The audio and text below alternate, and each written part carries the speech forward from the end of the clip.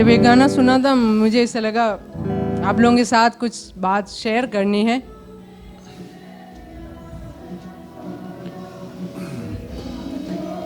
इस कोविड के टाइम पर सितंबर में मेरी ड्यूटी ऐसे जगह में लगी जहाँ पर मैं पेशेंट्स के रिलेटिव्स के साथ मेरे आमना सामना होते थे जो हॉस्पिटल में एडमिट थे। वहाँ पर बैठ के मैं लोगों की जीवन के स्थिति जानने लगी। इन दिनों में हमने सुना है, न्यूज़ ने काफ़ी दिखाया है, लेकिन असलियत में लोगों के जीवन में क्या चल रहे हैं। लोग अपने प्यारे लोगों को लेके आते थे, अपनी पत्नी को या अपनी माँ को, और इमरजेंसी डिपार्टमेंट में ले जाते थे, लेकिन रिश्तेदार अंदर जाने के लिए परमिशन उनको नहीं था, तो वो बाहर रुक जाते थे। मरीज अकेले अंदर को जाते थे और वहाँ से उनकी इलाज स्टार्ट होते हैं। मगर ये जो बाहर रह जाते हैं वो रिश्तेदारों को 4-5 घंटे तक ठीक से मालूम नहीं होता था अंदर क्या हो रहा है। मरीज के रिश्तेदार हमारे पास आते थे, हमारे पास भी उस टाइम पीरियड में उनके साथ क्या हो रहा है ये ठीक से मालूम नहीं होता था। उसके बाद कभी रिश्तेदार ऐसे आते थे, हम कल रात को अपने मरीज को एडमिट किया, आज सुबह सुबह आ गया हमारे पास फ़ोन, उनका डेथ हो चुके हैं। और कुछ लोग ऐसे आके बताते थे, मेरी पत्नी को एडमिट किया और अभी पता चला मॉर्चरी में आ जाओ, उनको डेड बॉडी को देख लो, लेकिन कोविड पॉजिटिव होने के कारण हम उस डेड बॉडी को छू भी नहीं सकते। ऐसे कंडीशन में जो मरीजों के रिश्तेदार के हालात जब हम देखने लगे, हमारे हृदय ड्यूटी करते करते व्याकुल भी हो गए थे। एक ऐसे पीक कंडीशन आ गया, लोग आके हमारे से झगड़ा करते थे और दुखी होते थे, गाली देते थे, लेकिन हमें पता चल रहे थे उनका हृदय का कंडीशन क्या है, क्योंकि वो अपने प्रिय पत्नी को इमरजेंसी गेट में छोड़ा। उसके बाद उनको पता चल रहा है मॉर्चरी में आ जाओ, उनका डेड बॉडी स्वीकार करो या उनका डेड बॉडी देखो दूर से। किसी किसी के छोटे बच्चे, 6 महीने का बेबी, किसी किसी का यंग बच्चे, 2 साल के बच्चे, 3 साल के बच्चे। ऐसे एक टाइम आया, मैं अपने परमेश्वर के पास गया, गिड़गिड़ाने लगे। वो था नवंबर। मुझे पता है हम सब प्रार्थना की है। मुझे ऐसे लगा परमेश्वर मुझे उस कंडीशन में लेके इसलिए बिठाया है, मैं उस चीज़ को देखो और समझो और उन लोगों के लिए निवेदन करो। वो मौका मुझे मिला, सब लोग प्रार्थना कर रहे थे। इसी दौरान में मेरे डिपार्टमेंट में जहाँ पर हम एक कैबिन में बैठते थे, उसी में एक व्यक्ति को कोविड हो गया था। वो दो तीन दिन तक उनको पता ही नहीं चला कोविड है। तीसरे दिन में हमें पता चला, उन्हीं के साथ हम टेक ओवर चार्ज वगैरह ले रहे थे, बात कर रहे थे, उन्हीं को कोविड पॉजिटिव था। बट परमेश्वर ने हमें संभाल के रखा था उस एरिया में काम करने के लिए। बट उस टाइम पर मैं लोगों के जीवन के बारे में देखा और परमेश्वर को धन्यवाद किया। हमारे चर्च के लोगों को परमेश्वर कितना अद्भुत और चमत्कार रूप से संभाल के रखा है। ऐसे नहीं है, न्यूज़ में आए नहीं है, मेरे सामने ऐसे भी आए हैं 28 साल के बच्चे लड़कों का डेथ हो चुके हैं, 50 साल के अंदर बहुतों को डेथ हो चुका है।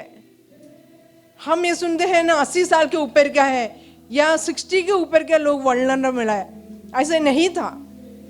बट परमेश्वर ने इस कलीसिया के छोटे बच्चे को लेके, मेरा फादर 84 का है, मेरे फादर तक, पास्टर राहुल का फादर 83 का है, उन तक का जीवन को अपने हाथ में संभाल के रखा था। प्रभु ने इस कलीसिया को जैसे बात किया था इस 2020 का स्टार्टिंग में, हमें संभाल के रखेंगे, हमें वो दौड़ने के लिए जैसे हिरणी पहाड़ के ऊपर चढ़ने के लिए, दौड़ने के लिए उनके पाँवों को स्थिर करेगा, परमेश्वर ऐसे स्थिर करते रहेंगे हमारे पाँवों को। इस मुश्किल का टाइम पर पार करने के लिए परमेश्वर ने हमें संभाला है, हमारे पैरों को संभाला है। और इसमें मैं चर्च को एक और बात बताना चाहती हूँ। इस साल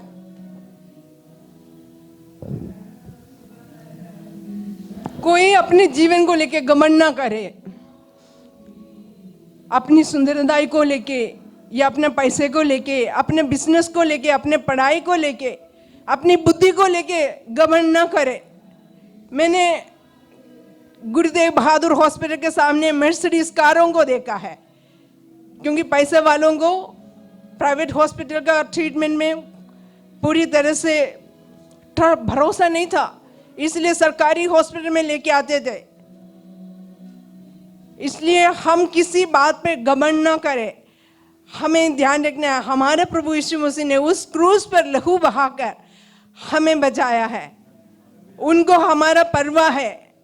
अगर हम हम्बल रहेंगे, हम ये विश्वास करेंगे हम नहीं, परमेश्वर हमारे लिए सब कुछ है, अगर प्रभु में हम भरोसा करेंगे, हमारा जीवन का एक बाल भी प्रभु के अधिकार के बिना, परमिशन के बिना गिरेगा नहीं। प्रभु ने ऐसे हमें संभाल के रखा है, इस चर्च का लोगों को संभाल के रखा है। मुझे पता है और भी विश्वासी लोगों का डेथ तो हुआ है, मेरे सामने हुआ है। गाजियाबाद एक चर्च के विश्वासी यंग 44 इयर्स के एक लेडी की डेथ हुआ है। ऐसे नहीं है विश्वासी लोगों का डेथ नहीं हुआ, लेकिन मैं परमेश्वर के लिए धन्यवाद करती हूँ, परमेश्वर को हृदय से धन्यवाद करती हूँ। हमारी इस कलीसिया के जुड़े हुए लोगों को भी प्रभु यीशु मसीह ने संभाल के रखा है और रखेगा। इसलिए हमें अपने प्रभु में पूरी तरह से भरोसा करें और हम नम्र होकर आगे को चले। हमें जितने भी हमारा प्रभु को ये बताते रहना, हमारा अंतिम श्वास तक हम वफादार रहने के लिए प्रभु तू अनुग्रह कर, नम्र रहने के लिए प्रभु तू अनुग्रह कर, क्योंकि हमें नम्र रह के वफादार रह के हमें आगे चलना है। हम उसकी जो जीत हम देखेंगे, वो आशीष केवल हमारे जीवन में नहीं, हमारे बच्चों के जीवन में भी होंगे। मुझे ऐसा लगा आप लोगों के साथ ये शेयर करना है, जो सिचुएशन मैंने देखा है, महसूस किया है, मैं पूरी तरह से विवरण नहीं कर सकती हूँ, बट उसके एक अंश आपके सामने रखा है ताकि आप लोग इस बात को लेके सीरियस रहे, अपने जीवन को लेके, अपने उद्धार को लेके सीरियस रहे। प्रभु ने हमें ये उद्धार गिफ्ट दिया है, वो गिफ्ट हम बेकार ना सोचे, हम उसको इतना हल्के में मत ले, वो अनमोल है। उसका सीरियस उस बात को सीरियसली लेके हम आगे चले और नम्र रहे। और इस टाइम पर मुझे ऐसा लग रहा है किसी का ईयर में इन्फेक्शन है या पेन है, प्रभु यीशु मसीह आपको चंगाई दे रहे। किसी के चेस्ट में बहुत टाइटनेस है, प्रभु यीशु मसीह आपको चंगाई दे रहे। किसी के बैकबोन में पेन है, प्रभु यीशु मसीह आपको चंगाई दे रहे। किसी के शोल्डर में पेन है, प्रभु यीशु मसीह आपको चंगाई दे रहे। किसी के कान के इस तरफ, दोनों तरफ बहुत भारी पेन या टाइटनेस महसूस हो रहा है, प्रभु यीशु मसीह आपको चंगाई दे रहे।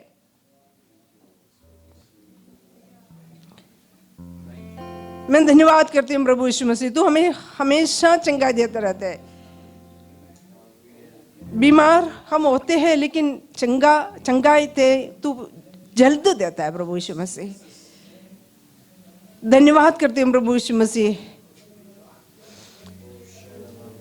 हम इस कलीसिया को तेरे सामने लेके आते हैं प्रभु यीशु मसीह। मैं प्रार्थना करती हूँ, मैं इस टाइम पर प्रभु यीशु मसीह अपने आप को और इस कलीसिया को तेरे हवाले में करती हूँ। हमारे सारे पापों को तेरे सामने रखती हूँ प्रभु यीशु मसीह। हम जो कुछ हरकतें करते हैं तेरे सामने खुला है प्रभु, तू माफ करने के लिए हमेशा तैयार रहते हैं। इसलिए प्रभु यीशु मसीह, आज यीशु मसीह के लहू के कारण हम माफी मांगते हैं प्रभु। मैं माफी मांगती हूँ प्रभु यीशु मसीह, और हमें शुद्ध कर, साफ कर, ताकि हमारी आराधना तुझ तक पहुंचने पाए प्रभु, तुझे तेरे वो ग्रहण योग्य हो। यीशु मसीह के नाम से।